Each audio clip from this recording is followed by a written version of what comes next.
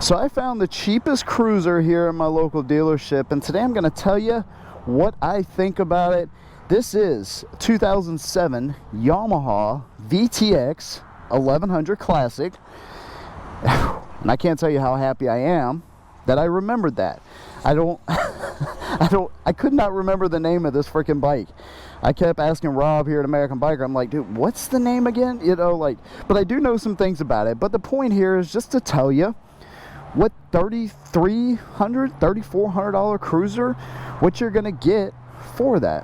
Big thanks to these guys at American Biker for letting me come out and review this V-Star 1100 Classic. Now, I don't claim to know everything about Yamaha. Obviously, you guys know I ride a Harley and Indians and the American cruisers, but I am gonna come into this thing open-minded, and I think you might be surprised on my opinions on the V-Star. Let's go ahead and get right into it. This one is the Classic. You can get a custom too. It's got chopped fenders on the custom. You can get bags, windshields, all that kind of stuff. This one, stripped down. Let's go ahead, start it up, and get on the road. All right, keys right here. Yep. I'm gonna move the choke over, carbureted of course.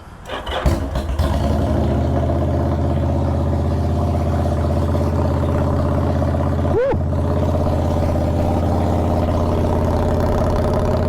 Wow, these Cobras are loud, dude.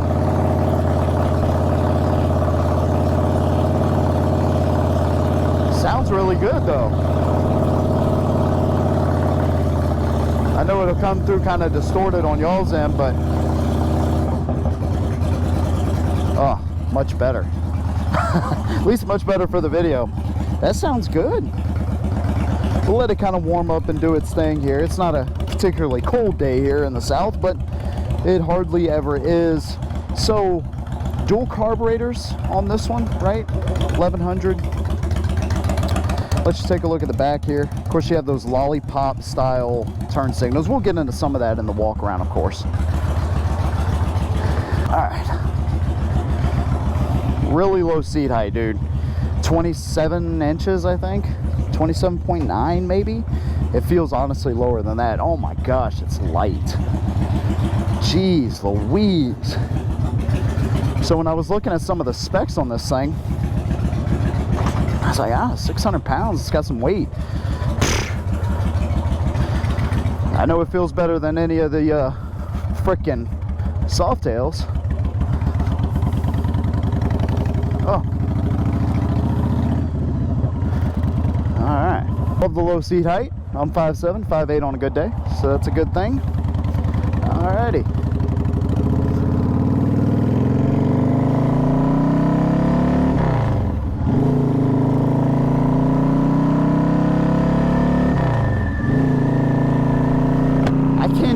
I can't even hear the shifts. It's got a heel toe shifter. I can't tell. I'm shifting. I'm definitely shifting. Love the heel toe shifter. Let's see if this guy notices the lights. He does. Awesome. Thank you, brother. All right, 5-speed transmission. Let's go into that 5th gear. Adjust the mirrors.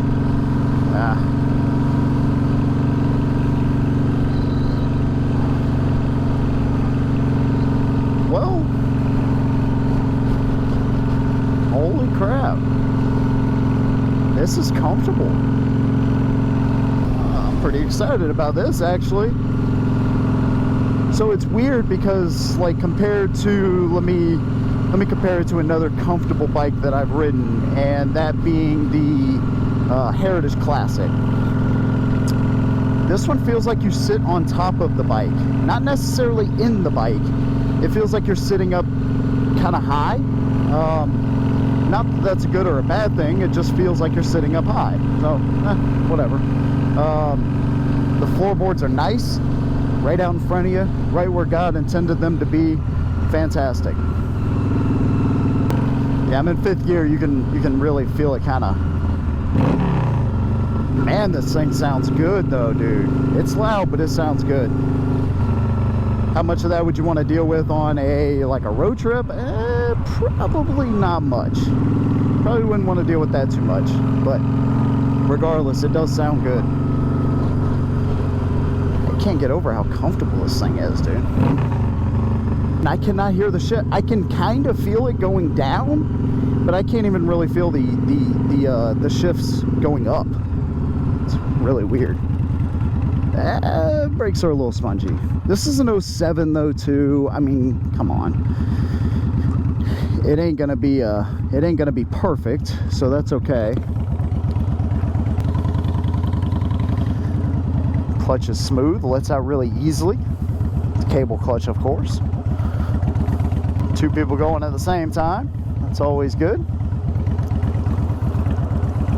Chromed out, 600 pounds, 1100, 5-speed transmission, 27-inch seat height. It's not too bad. Of course, your turn signals are on the one side, high and low beam over here on the left side as well. Horn, choke, hazards, start button. Simple. Seat is nice and comfy. It's kind of a, what can I say? It's wide, and it's kind of firm, but right now it's comfortable. How comfortable would it be after, I don't know, a couple hundred miles? I don't know. Guys that own VTX, it's your time to shine, man. Make sure you leave me a comment. Let me know down below what you love about the VTX, your own, one you're getting, what you love or hate about it. You know, don't matter to me. So whoever the previous owner was did upgrade the headlights to LEDs, which is a good thing. Oh yeah, that front brake especially feels really spongy. So that's a good thing. I don't know what brand they are or anything. I didn't like get in there and look at it. Maybe I will whenever I get back to the shop. It looks like this one has 31,000 miles, so not too many miles on an 07. That's good. I saw a little bit, just a little bit of like burn off there from the exhaust. See a little bit. I mean, you know, like I said, man, with an 07, you gotta expect some of that stuff. Let's see here. I'm trying to see if I can find neutral on this bad boy.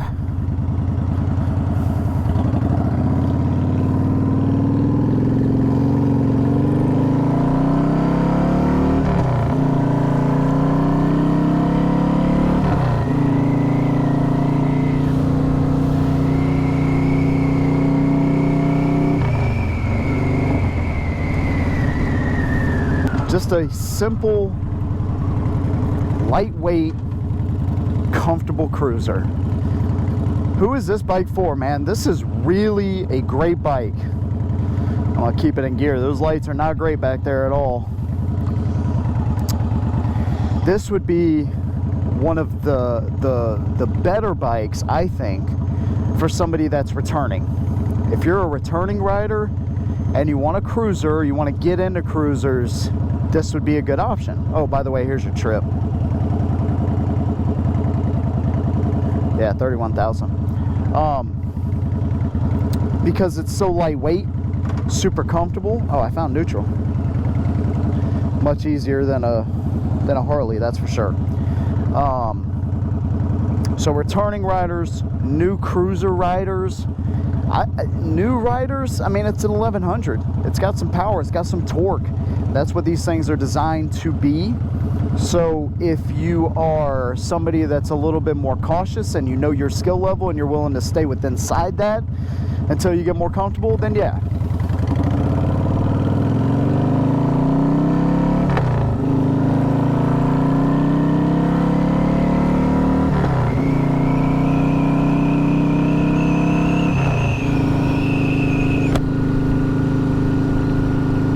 Running strong, boys. Speedometer right here in the center of the tank, flush mounted, a little chrome bezel around it, or rubber. It looks chrome because I think the sun's beating off of it, but yeah, a little rubber ring, little chrome bezel around here, I should say. I don't know, man. I like it. It's comfortable, you know. I'm not really reached out for anything. The bars come back far enough for me personally. My feet are out in front of me.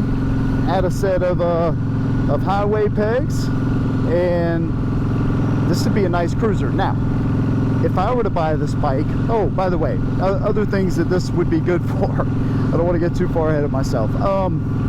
Bike nights, you know, shorter runs with your buddies. Now what I will say, you know, if you like to do poker runs or charity runs too, obviously this would be a good one for that. Now what would I add to this bike if it were mine? So the front headlights are good. You know, if you're new here, just know I'm really big on lighting, you know, because you want to be seen. And halogens, old technology, I would change everything out to full LED. Conversion kits or whatever needs to be done, that would probably be the first thing. Windshield and bags would be the second thing. A quick detached windshield for a bike like this is great.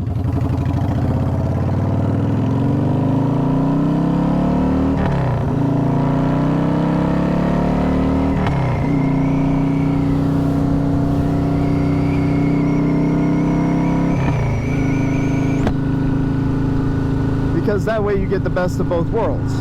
You know, you can take it off really easily whenever you're ready, or put it on when you go on an actual trip. I'm sure somebody makes a quick detached windshield for these things. I could be wrong, I don't know. So I'd definitely be doing something like that. What else? It's got a 4.5 gallon tank, so it's got a pretty decent sized tank too, by the way. I don't know how this seat is. I would imagine, because it is so firm, that it might get old after a while. So that might be something you want to do. And the passenger and the driver's seat are actually split, so that's kind of nice. You know, if you got a passenger that likes to move around a lot on you.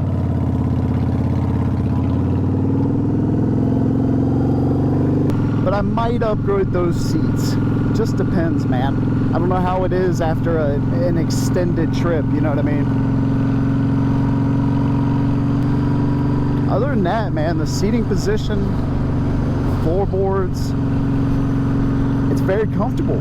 You're going to get a comfortable $3,400 cruiser that you could do trips on. Now, this is just my personal thing. I'm not a mechanic. I just like to ride motorcycles, but I know some basic things, don't get me wrong. But at the same time, I would make sure that if I'm buying a used bike, this may be a good topic for a separate video, but if I'm buying a used bike, I'm gonna make sure I have some money set aside so I can have this thing fully serviced, you know, and make sure that it's running top notch. But that's just me. Some of you guys will buy a bike just so you can do your own tinkering around and put a stage 2 or stage 3 or whatever in it. That, you know, that's awesome too. 5-speed transmission, so once you get up probably 60 or 70, I don't feel a lot of vibration in the handlebars right now, by the way, which is good. But I imagine, you know, with a 5-speed transmission, once you get up past that, you might start to get a little bit of vibration. Whatever, dude. I think this thing is pretty awesome. I mean, really, for the price of the bike and what you get in a starting platform, returning riders, new cruiser riders, if you're not sure you want to get into it, even a second bike, this would be a good option. If you want to start a project, it's not too much money, you know, so that could be another thing that you want to do as well. If this is something you want to look at, of course, come talk to Rob up at American Biker here in Latson, South Carolina. Big thanks to those guys again for letting me come out and review the cheapest bike that they had at the dealership, which is actually a pretty good one. Yamaha VTX 1100. I will see you all in the next one, and as always, hold the rubber side down.